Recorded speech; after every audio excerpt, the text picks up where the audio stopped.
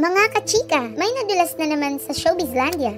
At hindi basta-basta. Si Joros Gamboa mismo ang nagbitaw ng linya na parang spoiler sa Kathden love story. E di, wow, totoo bang nagkaano nga sina Catherine at Alden? Biro lang ba ito o sinadyang pa-teaser para sa totoong nangyari? Tara, silipin natin ang buong kwento at maghanda kayong kiligin, mashock at matawa.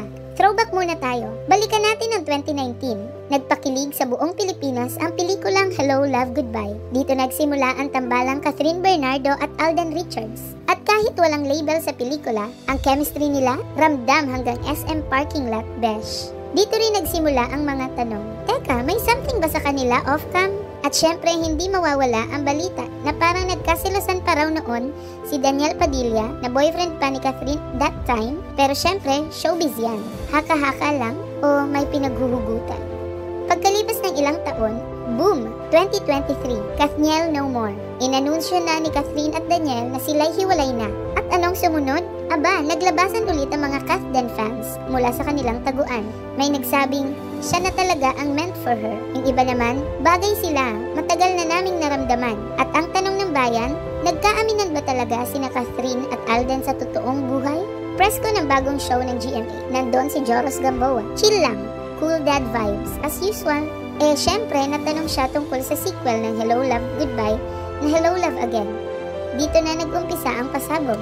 At first, sabi niya, pag nasa ibang bansa ako, bulag at bingi ako. Ibig sabihin, di daw siya nakikialam sa mga ganap ng mga artista. Kaso habang kwento-kwento siya tungkol sa shoot, bigla siyang nadulas. Nag-ano sila sa totoong buhay? Huy, ano raw? Nag-ano? Nagkape? Nag-Facebook? O baka naman, nagkaaminan? At kahit sinusubukan niyang ayusin at ilihis ang usapan, parang mas lalo lang lumalim ang chika. May sinabi pa siyang, nagpadala ng flowers, alam niyo na yan. Teka lang, ano bang alam namin, Kuya Joros? Ikaw lang to, pero feeling naming spoiler ng Wattpad story. In fairness kay Joros, napaka-relatable niya.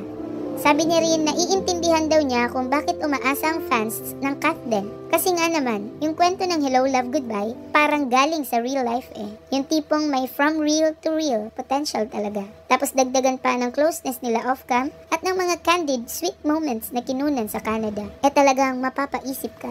May mga netizen pa nga ang nagsabi, kung may Liza Soberano na face tayo dati, baka ito na ang Catherine Alden timeline. At kahit ilang beses na umiwas si Joros sa direct confirmation, parang mas lalo lang niyang pinapainit ang issue. Yung nag-ano sila, line, para siyang tinapay sa gitna ng gutom na chismosa. Hindi mo alam kung joke o clue. Ayon pa kay Joros, huling nagkita raw sina Catherine at Alden sa burol ng lolo ni Alden. Aba, kahit solemn ang setting, ang mga mata ng fans alert na alert. May nakakita pa raw na nagsukob sa payong, may nagkwento na sabay daw lumabas. At kahit walang mali, alam nyo naman ang fans, pag gusto, hahanap ng meaning kahit sa pag-abot ng tissue. Ang ending, walang confirmation. Pero parang hindi mo na rin kailangan ng yes or no. Kasi sa kilos, salita at sa awkward na iwas ni Joros, may laman talaga. So ayun na nga, mga kachika. Si Joros nadulas ba? O si Nadia? Catherine at Alden, may real life spark ba?